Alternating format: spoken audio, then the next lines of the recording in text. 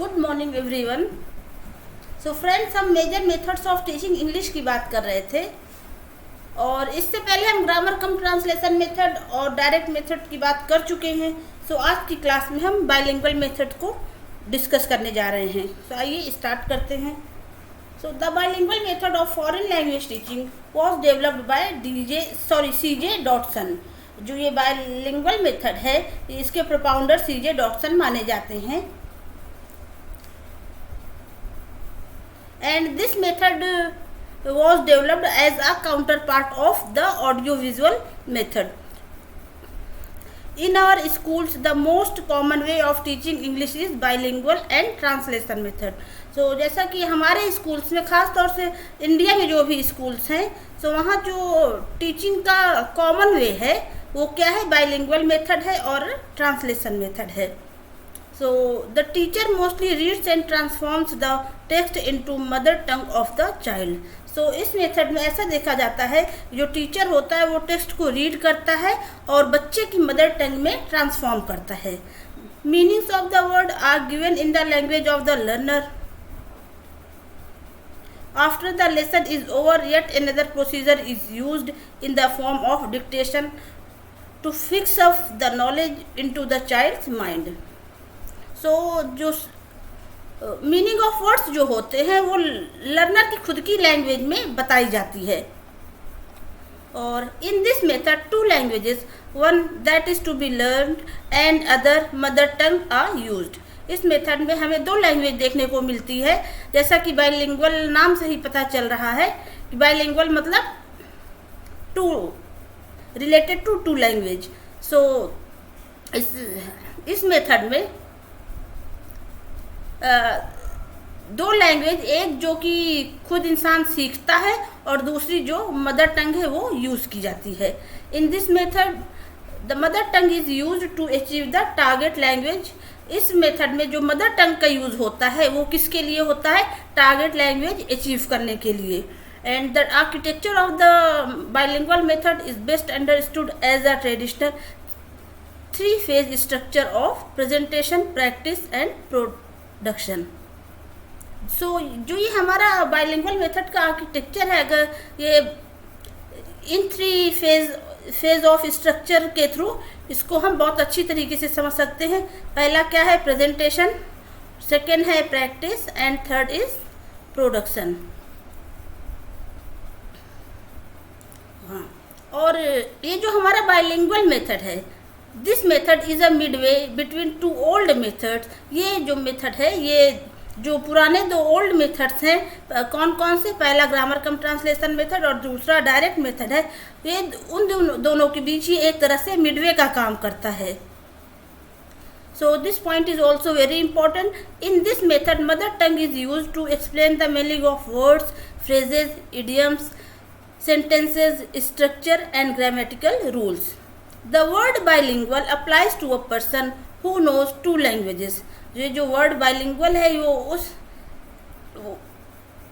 किसी भी इंसान से, इस मतलब हम कह सकते हैं the word bilingual applies to, एक जो इंसान होता है बेसिकली उसके पास दो लैंग्वेज, जिसके पास 2 लैंग्वेज जो जानता हो वो इंसान बाइलिंगुअल कहलाएगा।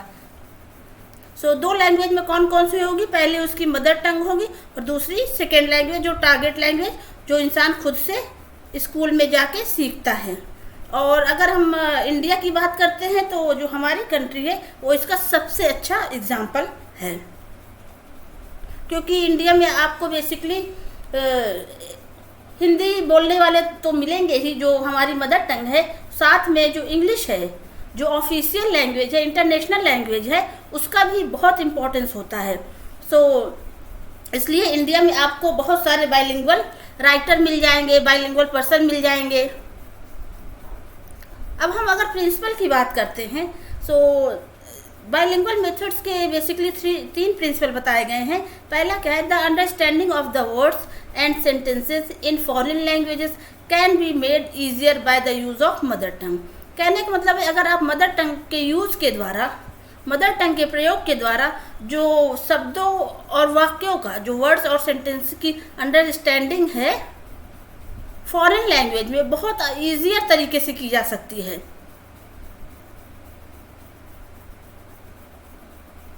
सो कहने का मतलब है कि फॉरेन लैंग्वेज के जो भी वर्ड्स और सेंटेंस हैं उसको आप मदर टंग के को यूज़ करके बहुत इजी वे में समझ सकते हैं.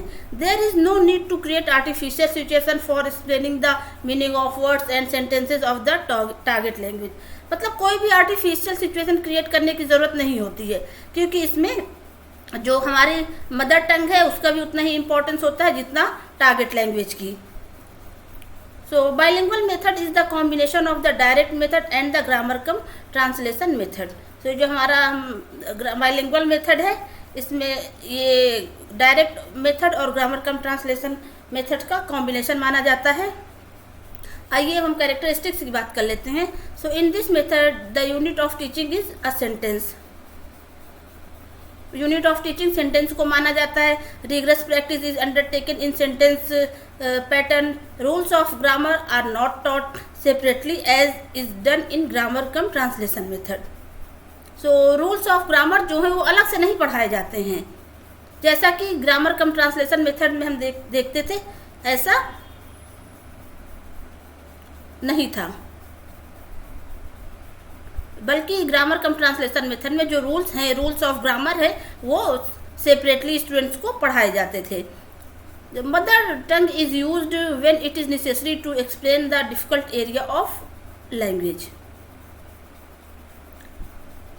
It emphasizes on creating situation by giving the mother tongue equivalent of English words.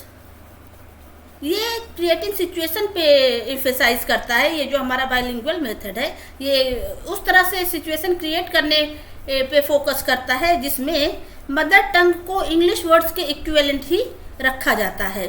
Word for word translation is not done in this method. इस मेथड में वर्ड फॉर वर्ड ट्रांसलेशन नहीं किया जाता. Translation is done by the teacher only to explain the subject matter. जो translation किया जाता है वो खाली सब्जेक्ट मैटर को एक्सप्लेन करने के लिए किया जाता है. Peoples are given a lot of practice in the drill of sentence pattern in Indian conditions. However, this method is suitable both for the teachers and the students because of its time saving characteristics. जो इसकी time saving characteristics है, यही reason है कि ये Indian schools में बहुत ज़्यादा सूटेबल है, टीचर्स के लिए भी और स्टूडेंट्स के लिए. अब इसकी अगर हम मेरिट्स की बात कर लेते हैं तो देखते हैं क्या इस मेथड की कौन कौन सी मेरिट्स हैं. तो it gives emphasis on speech practice पे जोर देता है. It does not require specially trend teachers. इस मेथड में कोई स्पेसिफिकली ट्रेन टीचर्स की ज़रूरत नहीं होती है. This method suits both rural and urban school. ये मेथड रूरल और अर्बन स्कूल दोनों ही जगह के लिए सूटेबल है. It makes use of linguistic habits form during learning mother tongue. Not such of audio visual aids are required in this method. मतलब बहुत ज़्यादा ऑडियो विजुअल एड्स की भी ज़रूरत नहीं होती है इस मेथड में. It saves time energy and labour of the teacher. ये टाइम एनर्जी और लेबर को सेव करता है किसके? टीचर के. Students taught by this method learn much more than the student taught with the help of other method. कहने का मतलब ये है कि अदर्स मेथड की हेल्प की अपेक्षा जो स्टूडेंट्स होते हैं इस मेथड के थ्रू ज़्यादा से ज़्यादा सीखते हैं. Pupils can learn 2 languages by this method. So bilingual जैसा कि नाम से ही है, तो इस मेथड के द्वारा जो छात्र होते हैं वो 2 लैंग्वेज सीख सकते हैं. It provides greater practice in speaking English. Speaking English में भी ये प्रैक्टिस प्रोवाइड कराता है. Even an average teacher of English can teach the lesson successfully through this method.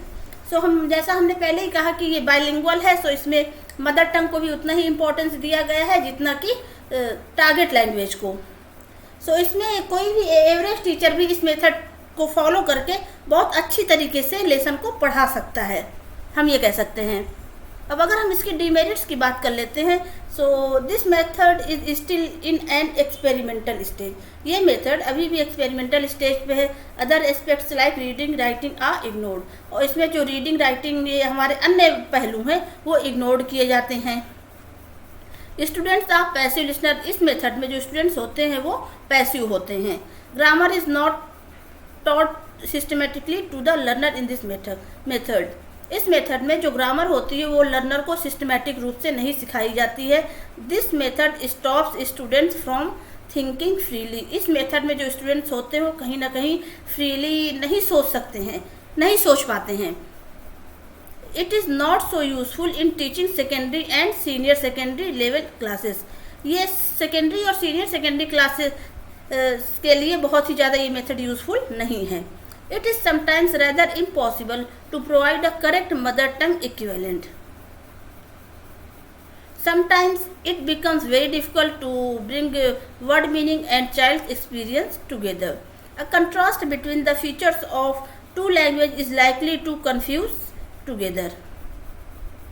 कभी कभी ये होता है कि जैसे जो दो लैंग्वेज के बीच का जो डिफरेंस है वो स्टूडेंट्स को कभी कभी कंफ्यूज करता है। सो अगर हम इवैल्यूएशन की बात करते हैं ये मेथड ख़ास तौर से हमने पहले ही बताया कि इंडियन स्कूल्स में ये चाहे रूरल एरिया हो या अर्बन एरिया हो उसके लिए ये बहुत ही यूज़फुल होता है। This method is quite effective in Indian schools for Indian. This method has a social economical and cultural background which suits to a conditions. मतलब इस मेथड का सोशल इकोनॉमिकल और कल्चरल बैकग्राउंड खुद का है जो हमारी कंडीशंस को पूरी तरीके से हमारी कंडीशंस के लिए सुटेबल है। The most contribution of this method is that it had made possible for the students to get both quantitative and qualitative acquisition of language skill. जो बहुत अगर हम कहते हैं कि जो मोस्ट इम्पॉर्टेंट कॉन्ट्रीब्यूशन इस अगर मेथड का देखा जाए तो ये पाया जाता है कि इसने स्टूडेंट्स को बोथ मतलब इसके थ्रू स्टूडेंट्स क्वांटिटेटिव और क्वालिटेटिव दोनों लैंग्वेज स्किल को गेन कर पाता है। स्टूडेंट्स आज की क्लास में इतना ही। Thank you so much. हम कल फिर मिलेंगे अगले नए टॉपिक के साथ। See you tomorrow.